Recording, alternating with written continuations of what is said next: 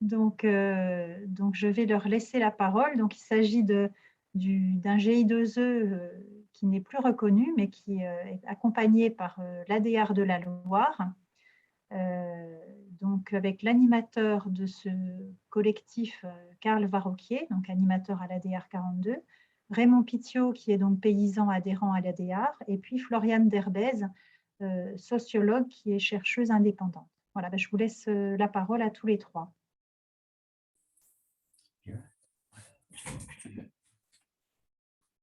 Bonjour, vous m'entendez bien? Bonjour à tous. Donc Raymond Pitiot, paysan dans la Loire, à Saint-Paul-en-Jarret. Voilà. Donc je suis en élevage laitier et puis polyculture élevage aussi. Voilà, donc c'est après la suite de la crise du lait de 2008. Le passage en bio après en 2011 et la place du maïs dans notre système, quoi. Voilà, en 2008, on a commencé à chercher des variétés pour essayer de retrouver notre autonomie semencière et fourragère en même temps. Voilà. Moi, du coup, c'est Karl Varroquier, donc je suis animateur à l'ADR, association du coup d'accompagnement à l'installation, transmission et accompagnement de groupes d'éleveurs notamment, accompagnement et formation. Nous, peut-être un des maîtres mots qu'on a, c'est l'autonomie, autonomie décisionnelle des paysans, des paysannes, accompagner en fait vers diverses formes d'autonomie. Donc ça se décline au niveau technique, économique, voilà, par rapport aussi donc, à l'amont et à l'aval.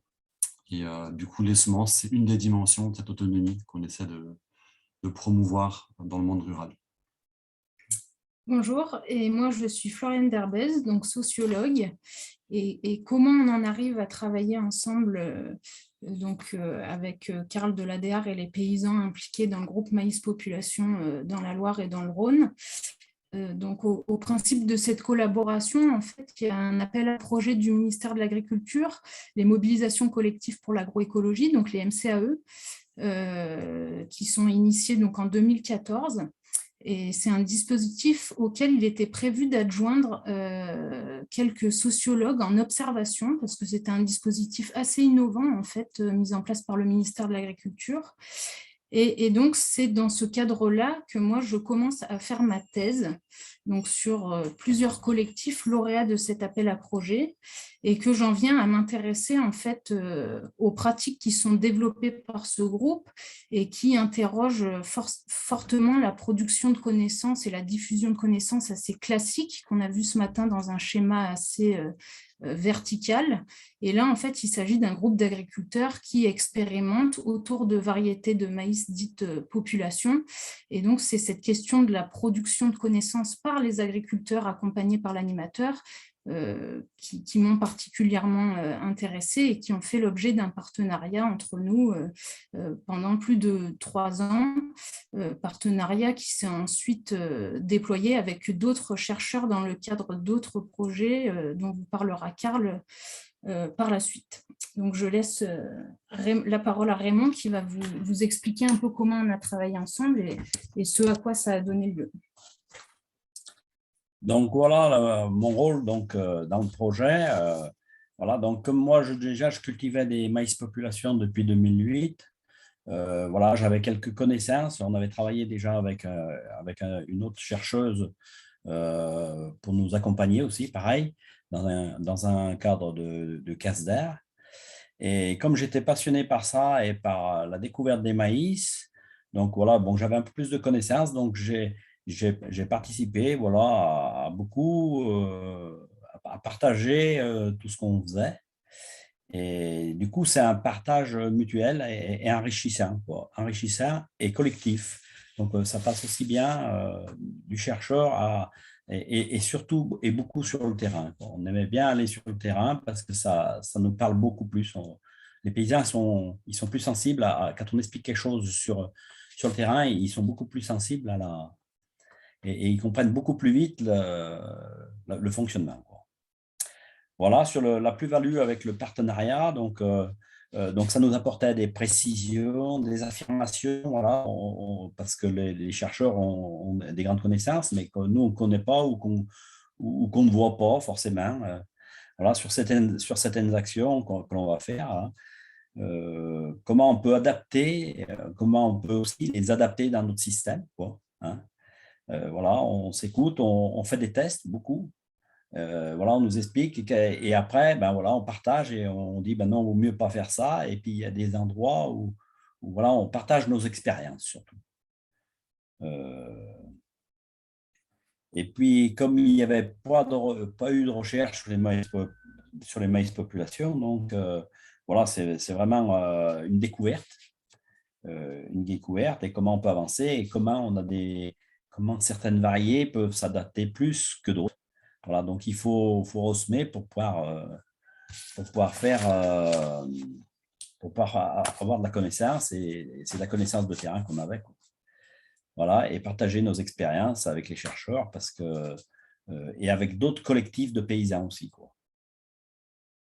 Voilà, la difficulté après, ben, c'est souvent l'éloignement. Alors là, avec Floriane, du coup, qui nous a suivis dans toutes nos réunions, dans toutes nos copiles de travail, donc elle connaissait bien notre fonctionnement.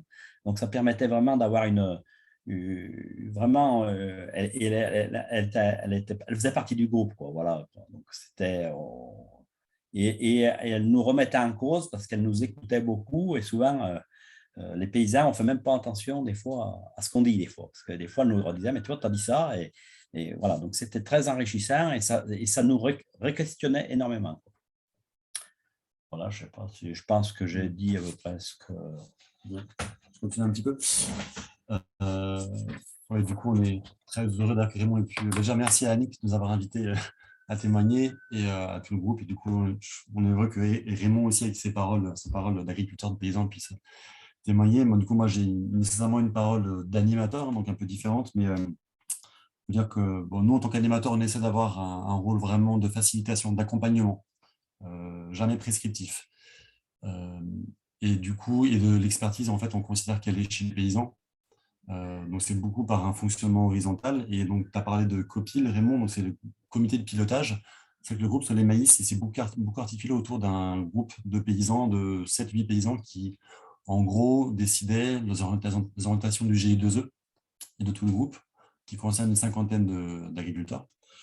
Et idem, lorsque Floriane, du coup, nous a contactés et du coup a fait sa thèse avec nous, finalement, Floriane faisait partie du groupe resserré, du groupe de pilotage, et dans cette logique, en fait, toujours horizontale, c'est-à-dire que les paysans, Floriane, aussi la technicienne avec qui on bossait, et le contrôle laitier, finalement, sont tous parties prenantes. Et donc, c'est dans une… Voilà, chacun son regard. On a quand même plutôt une prise de décision qui était faite par les paysans, peut-être un petit peu par l'animateur, mais c'était quand même pas mal les paysans qui décidaient. Tu confirmes? Oui, tout à fait. Et du coup, c'est vrai que nous, par rapport aux attentes qu'on avait au départ, lorsque Floriane nous a contactés, on n'en avait pas en fait. En fait, ça s'est fait chemin faisant. Au fur et à mesure en fait, de notre collaboration, Floriane, du coup, c'est beaucoup impliqué, que ce soit pour aller traire des fois chez les paysans, que ce soit sur les chantiers de tri et d'égrenage, pour appuyer les paysans ou l'animateur. Et après, c'est la partie rédaction, voilà, pour du coup rédiger dans la phase G2E, pour les articles aussi, pour différentes revues, des présentations, des fois aussi des retours de ce qu'elle observait dans le groupe. Elle a pu les faire aussi lors des groupes, lors des rencontres avec les paysans. Et je signale quand même, on avait à une époque une 20, 30, voire 40 rencontres par an dans différents secteurs du département Loire-et-Rhône. Donc, on avait quand même beaucoup de rencontres. Voilà, voilà un peu pour la partie… Et du coup, ici, tout à l'heure en rigolant, je disais que c'était quasiment un rôle de psychologue qu'avait Floriane auprès de moi, mais en fait, en tant qu'animateur, d'avoir quelqu'un avec qui on peut échanger, débriefer, comme une collègue en fait, hein, mais du coup avec son regard de sociologue, et c'était une sorte de fonction réflexive qu'on n'a pas souvent. À vrai dire, je l'ai aussi un peu avec mes collègues, parce que j'ai plusieurs collègues animatrices qui sont aussi dans des postures un peu similaires, et un peu de recherche finalement. Mais c'était quand même là le nec plus ultra d'avoir une sociologue avec nous, embarquée dans l'aventure. Voilà, peut-être un tout petit point sur les difficultés. Bon, moi, en fait, il n'y en a pas trop eu, si ce n'est qu'à un moment, j'ai eu un peu des doutes sur c'est vrai que le langage de la sociologie, notamment l'écriture, mais les articles scientifiques que tu as pu rédiger, Floriane, qui sont destinés du coup à des revues, qui ont été à un moment lus ou relus par les paysans. J'avais peut-être un doute à un moment sur est-ce que ça allait être facile, la compréhension mutuelle. Et en fait, il n'y a pas eu de problème. Du fait que justement, il y avait un lien très fort entre Florian et le groupe, ça a permis aussi de faire des ponts entre des mondes un peu différents, le monde académique de la recherche anthropologique et puis le monde du coup de la paysannerie. Voilà, donc c'était plus un doute à un moment donné qui ne s'est pas trop... et du coup, et j'ai été rassuré là-dessus. Voilà. Vraiment. Ok, eh ben, pour juste compléter un tout petit peu, donc en fait, on peut dire qu'au principe un peu de cette dynamique de partenariat, il y avait en fait un pari que ce suivi sociologique allait constituer une valeur ajoutée du projet MCAE pour l'ADR, mais aussi pour les paysans, sans pour autant, et à la différence par exemple des partenariats plus techniques, entre guillemets, que les parties prenantes ne sachent précisément en quoi, mais avec des attentes énoncées principalement par un des animateurs en termes de réflexivité, donc ce que disait Karl, le retour sur les pratiques d'accompagnement, sur l'avancée du groupe, sur la dynamique collective. Voilà, donc avec une participation effectivement très intense et qui a été permise par le statut de doctorante que j'avais, et donc une possibilité de faire du terrain presque illimité, et donc une adaptation de la recherche à la temporalité du projet, ce qui est en fait pas vraiment le cas dans les dispositifs où on mobilise de la recherche dans le cadre de programmes plus classiques avec des chercheurs seniors. Enfin, voilà quoi. Qu'est-ce que je peux rajouter en plus? Donc, ce qui m'a semblé important, voilà, c'est cette espèce de contrôle aussi de la production des connaissances sociologiques qui a pu être effectuée par le groupe, puisque le groupe a été amené à relire plusieurs articles que j'ai écrits, mais aussi que les paysans ont assisté à ma soutenance de thèse donc en décembre de l'année dernière. Et ça me semble quand même un fait assez important à souligner parce qu'il est assez peu commun en fait. Et si mon travail a permis de rendre compte du rôle des paysans dans la production de connaissances liées au semis de ces maïs populations, c'était aussi un moment où eux pouvaient rentrer dans l'institution de la recherche et pouvaient assister à la restitution de mon travail auprès de pairs académiques. Et je pense que c'est quand même assez peu commun pour être souligné aujourd'hui. Et ça montre quels peuvent être les apports croisés entre recherche en sciences sociales. On a toujours une appréhension en tant que chercheur en sciences sociales, c'est celle d'être parfois inutile ou d'être en décalage avec les attentes du terrain.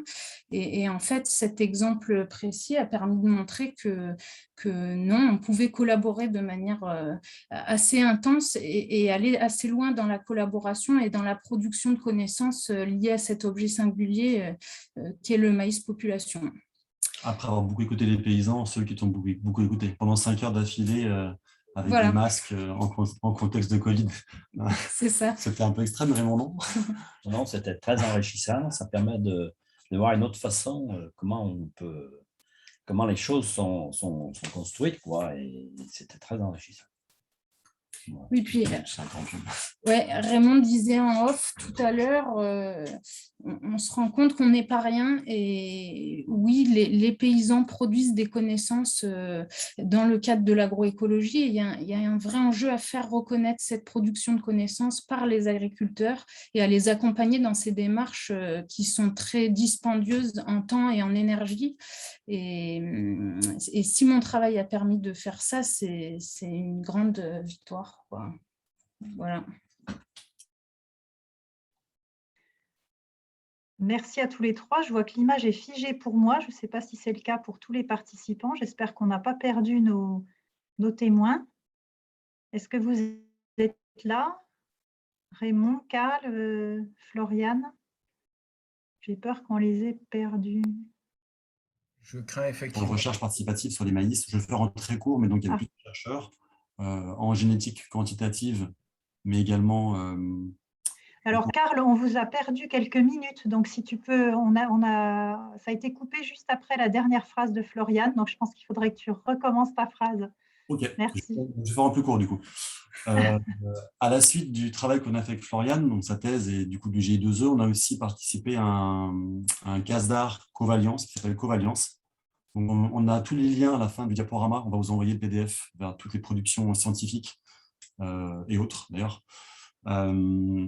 Et du coup, ce travail était sur la sélection participative des maïs avec des chercheurs de l'INRA, donc de l'INRA de Toulouse notamment, et avec l'ITAB, et 5 collectifs de paysans. Et du coup, on a continué en fait dans une dynamique de travail avec des chercheurs. On ne l'aurait peut-être pas fait si on n'avait pas eu le travail précédent avec Florian aussi. Ça nous a ouvert, je pense, aussi des portes, des chakras, bon, voilà, des idées. Et même, à vrai dire, l'autre jour, on a fait un petit débrief avec eux, mais on avait une petite réticence au tout départ à bosser vraiment avec l'INRA en tant qu'institution, on va dire. Et on a appris à se connaître et on a vraiment établi une relation de confiance très forte avec les chercheurs. En l'occurrence, c'est donc Nathalie Quick et Laurent Hazard, c'est le principal chercheur avec qui on a bossé. Donc voilà, je ne sais pas toi si tu veux dire un truc là-dessus aussi, Raymond. Ben oui, et puis en fait, on continue toujours. Voilà, on a une présentation, on a une vitrine au lycée du Valentin pour le Tech et Bio, là, et on va présenter les maïs, enfin certaines variétés de maïs pop. Donc, en fait, l'idée, c'est de faire connaître, quoi, voilà, pour que les gens ils puissent apprécier différemment ce que c'est qu'un maïs population. On voulait vous montrer 3-4 photos, peut-être avant les questions que je vous montrer à quoi ça ressemble, les maïs pop et le groupe. Si j'arrive à remettre. Si, c'est bon. Oh là là. Vous voyez un peu le diaporama ou... Pour l'instant, non, mais il y a parfois un petit décalage. Ouais. Tu as cliqué sur partager, écran partagé. Alors je refais. Il s'affiche. J'ai l'impression que votre connexion n'est pas toujours. Ah ouais, il fait du vin, ouais. Ça pédale un petit peu parfois. Ça y est, on a. Ça Bon. arrive, ouais. Bon, Mais du ça, coup, là, on- c'est typique. ouais. C'est un protocole un peu pointu de semis en épiline. Donc, un truc, on s'est bien amusé pendant 2 ans à faire une sélection. Là, c'était chaque élément du semoir contient un seul épi, en fait, les grains d'un seul épi. Je peux le décrire, non. Là, c'est du coup une parcelle de démonstration aussi de l'épiline, mais avec les rencontres nationales qu'on a co-organisées ou qu'on a organisées en 2018 avec 200 personnes à peu près, dont beaucoup d'étudiants. Là, c'est un exemple du coup, de sélection au champ de maïs, les plus beaux épis.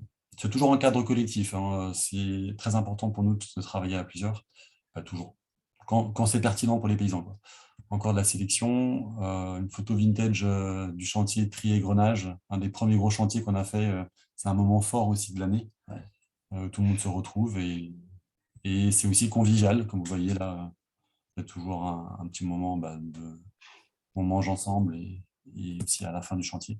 Et là, c'est aussi avec les élèves. Bon, là, c'est hors sujet par rapport à la recherche, mais enseignement-recherche. Il y avait 200 élèves, justement, 7 bus qui étaient venus avec des élèves de 7 lycées agricoles différents, qui étaient venus voir un peu ce qu'on faisait. Pendant les rencontres nationales. Là aussi, c'est une vue aérienne d'un essai de comparaison de variétés de maïs. Voilà, donc ça, vous avez tous les liens vers le projet Covalence, l'article de Florian, un des articles de Florian, et la page de l'ADR avec tout ce qu'on a pu produire modestement, parce que notre but n'est pas de... On est quand même plus sur le terrain qu'en train de rédiger des choses. Voilà, si vous avez des questions. Ben, merci à vous. Donc, si vous pouvez arrêter le partage d'écran, voilà. Ça réaffiche le chat. Donc, on a plusieurs. Alors, moi, je voudrais saluer cet exemple qui permet de montrer l'importance de l'hybridation des savoirs dans la transition agroécologique. Comme disait Florian, les agriculteurs, les paysans produisent des savoirs. Les chercheurs produisent aussi des savoirs.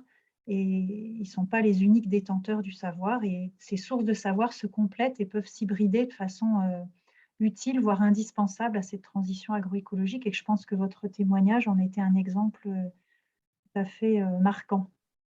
Donc, on a plusieurs questions. Donc, le lien vers les articles, c'est fait. Comment les agriculteurs ont-ils vécu cette soutenance? Je crois que Raymond Pitiot l'a évoqué, l'a dit, sauf s'il y a d'autres éléments qui permettent de compléter son ressenti à lui. Karl ou Floriane, si vous avez eu d'autres échos, ou même Raymond. Moi, je n'étais pas invité. Et c'était numerus clausus, et c'était que pour les paysans. Aïe, bon, j'ai mis les pieds dans le plat. Un peu. Non, il a fallu faire un choix parce qu'effectivement, les conditions sanitaires ne permettaient qu'une soutenance avec un nombre très restreint de participants dans le public. Et pour moi, c'était vraiment important que les paysans soient prioritaires, étant donné que l'animateur allait pouvoir se connecter en visio. Ce que ne feraient pas nécessairement les paysans. Donc, ils ont été privilégiés. Peut-être pour ajouter un mot, il y a quand même l'un d'entre eux qui a souhaité s'exprimer à la fin de la soutenance. Donc, c'était aussi pour le jury quelque chose d'assez déstabilisant que quelqu'un du terrain ose prendre la parole pour donner son ressenti par rapport au travail qui avait été effectué pendant les 3 années de terrain. Et puis, moi, je dois dire que sans ce soutien et ces demandes réitérées de la part des paysans de savoir où j'en étais, je ne sais pas si j'aurais réussi à terminer ma thèse. Donc, ça a été vraiment un échange, des relations étroites de collaboration qui ont fait que on a mis en lumière ce à quoi on tient et ce par quoi on est tenu. Et ça a été vraiment un moment important, quoi. Je ne sais pas si Raymond, tu veux ajouter des choses. Oui, c'était très important et c'est très, très important pour nous parce que bon, c'était une chose qu'on découvrait, mais on ne se rend pas compte de la richesse qu'on a et la connaissance qu'on a nous aussi. Et dans ses écrits, dans tout ce qu'elle a produit. Donc, ça nous permettait de dire on n'est pas que rien, mais que nous aussi, on a notre rôle à jouer, quoi. Voilà. Et j'aurais, moi, une question. C'était un partenariat qui, au départ, était un petit peu imposé, finalement, par l'appel à projet.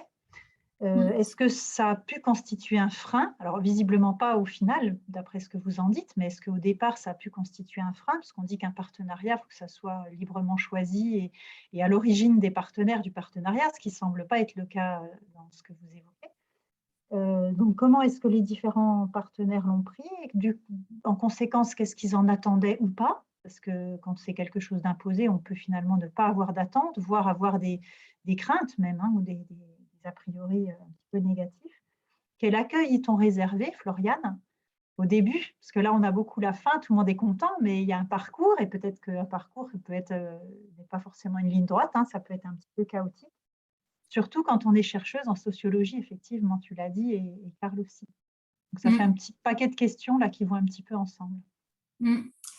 Alors, pour reprendre les choses au début, c'est vrai que Karl a été embauché sur les crédits des MCAE, mais moi, c'est l'autre animateur de l'ADR 42, donc Martial Grandjean, avec lequel j'ai négocié cette entrée sur le terrain, mais j'ai jamais fait valoir l'obligation de suivi qui était adjointe au MCAE.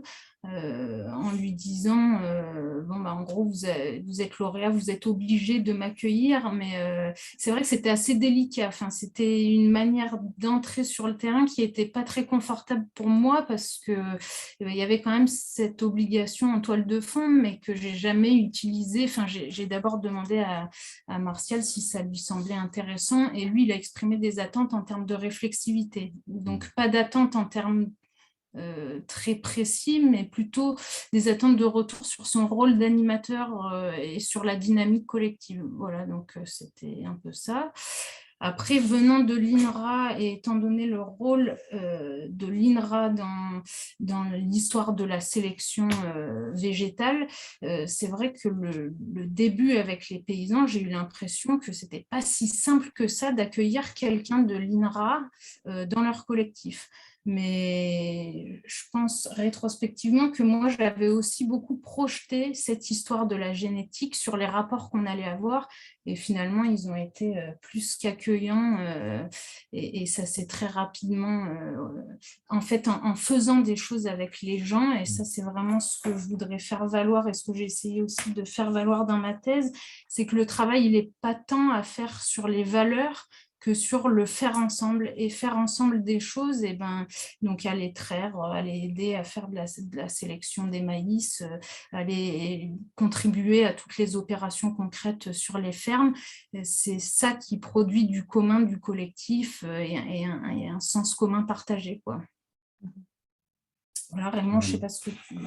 Alors, moi, je ne me rappelle plus vraiment comment que ça nous avait été présenté, mais je pense qu'il nous avait présenté qu'il y a une chercheuse, que vous êtes intéressé. Alors, nous, on a dit oui, en plus qu'elle est jolie. Alors, ma foi, on est... Mais en fait, je ne crois pas... Mais c'est Karl qui disait ça. Ah bon, encore moins. En fait, qui nous l'a présenté comme ça. Hein.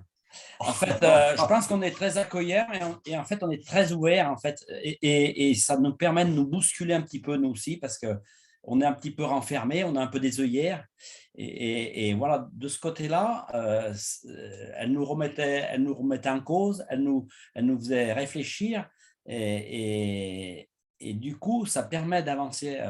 Nous aussi, ça nous a fait grandir, quoi, grosso modo, quoi. Je ne sais pas comment l'expliquer, quoi. Enfin, ça a coupé à nouveau. La liaison n'est pas très bonne, donc j'espère qu'elle va être rétablie.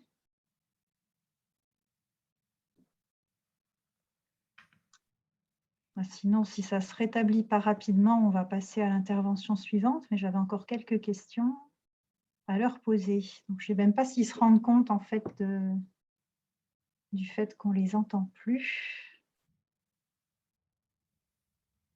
Je vais essayer d'envoyer un message. Bon, je pense qu'on va être obligé d'arrêter là. C'est dommage, d'autant que comme ils avaient choisi d'être les trois en même temps, on ne peut même pas compter sur l'un des trois pour rattraper le défaut de connexion des autres. Oui, mais ça a bien enrichi la présentation aussi. Donc, oui, tout à fait. Puis on voyait la complicité oui. entre les différentes personnes et ça, c'était intéressant aussi. Bon, donc je vais passer, la connexion semble ne pas revenir. Ils sont revenus, si. Si, ça y est, c'est revenu, je ne les vois pas à l'écran, moi. On vous entend et on vous voit. D'accord, nous, on ne vous entendait plus et on vous voyait, enfin, l'image était figée. Donc, je vais terminer avec quelques questions. Une question pour Floriane. Pardon ? Un tout petit ajout juste par rapport à la question. Pour moi, en Oui. fait, qu'on soit chercheur aux paysans, finalement, ce n'est pas ça qui est vraiment important. Certes, ça a son importance, mais c'est une question d'ouverture, en fait. Et le groupe MaïsPop est vraiment caractérisé pour moi par une ouverture, notamment bureau conventionnel, affiliation syndicale, peu importe. Le groupe a toujours été hyper ouvert, ils ont toujours donné leur semence de manière très généreuse, en fait, notamment Raymond d'ailleurs, à qui voulait essayer. Et pour moi, c'est aussi une caractéristique d'une forme d'ouverture d'esprit, en fait. Hein. Et voilà, comment Floriane s'est présentée auprès de nous, c'était pas du tout imposé, évidemment, et on n'a jamais ressenti ça. Et je trouve des deux côtés, il y avait une forme d'envie de s'ouvrir à l'autre. Voilà, moi j'aurais dit ça. D'accord. Et alors, dans la continuité de cette question, Floriane, tu suivais plusieurs groupes dans le cadre de l'appel à projet CASDAR MCAE.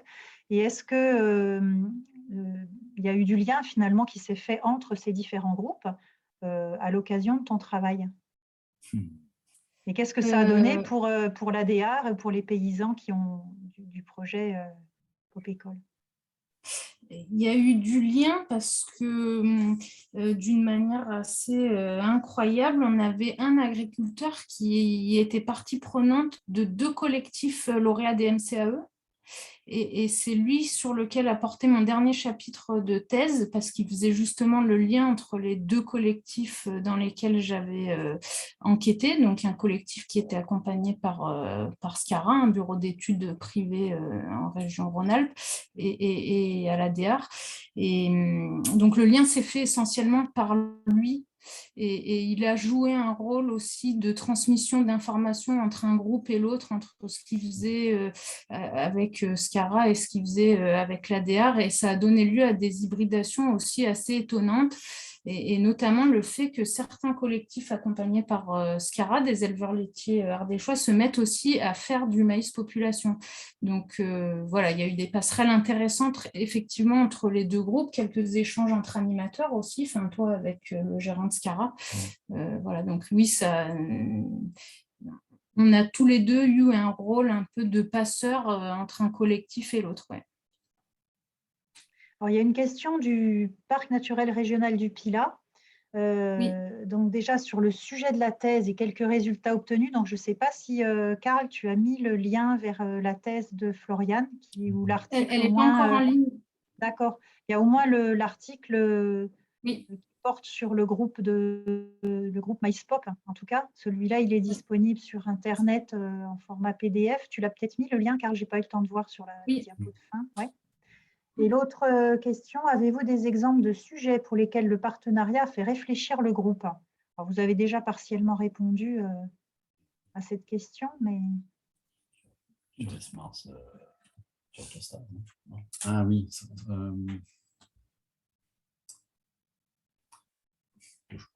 Des sujets sur lesquels le groupe aurait évolué suite à ce travail avec Floriane ou avec la recherche en général ou… Je ne sais pas, la question n'est pas plus précisée. C'est clair que ce n'est pas directement lié à la recherche, mais je pense que le fait d'avoir été… La question des semences est du coup fondamentale, en fait, et donc il y a eu une évolution du groupe vers d'autres thématiques, notamment vers les questions liées aux céréales paysannes. Alors, ça faisait déjà belle lurette que vous cultiviez sur la ferme, Raymond, mais, et les semences aussi de fourragères. Et sur le tostage aussi des protéagineux. Mais disons que donc ça, c'est des thématiques finalement qui étaient un peu liées avec des dynamiques de groupe qui étaient un peu imbriquées. Et il y a une forme de continuité, certaines personnes, et peut-être aussi de méthodes, d'essais, d'outils. Des outils de tri notamment qui servent pour les maïs, servent aussi pour d'autres cultures, d'autres semences. Donc ça, c'est assez intéressant. Sur la démarche en tant que telle, je dirais que moi, il me semble, je ne sais pas ce que tu en penses, Raymond, mais qu'on a mesuré la difficulté dans la partie, en tout cas, essai au champ, que c'était quand même très compliqué d'avoir des résultats probants au niveau scientifique quand des conditions d'expérimentation au champ chez les paysans, qui sont, du coup, il n'y a pas beaucoup de répétitions. Au niveau statistique, c'est compliqué d'avoir des données fiables à la sortie. Bon, moi, personnellement, mais je crois que c'est vrai aussi pour le groupe, il y a une forme de quelques années de travail, c'était bien, mais il faut passer à autre chose.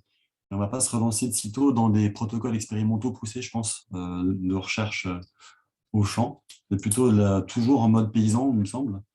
Oui, parce que ça demande beaucoup de travail, quoi, donc, et beaucoup de temps passé à faire tout ça, quoi. Et c'est pas évident d'avoir des réponses à la fin. Au bout de 3 ans d'essai, Voilà. finalement. Par contre, sur toute la partie sociologique, justement, je pense qu'on a encore… du coup, je pense que ça nous apporte énormément. L'approche qu'on a du coup de l'accompagnement, pour moi, est très compatible entre guillemets avec des chercheurs qui ont un regard plutôt anthropo ou ethnologique, disons, sociologique. C'est peut-être plus là qu'on se retrouve avec des chercheurs. Ça, c'est une réponse d'animateur, du coup. Ouais.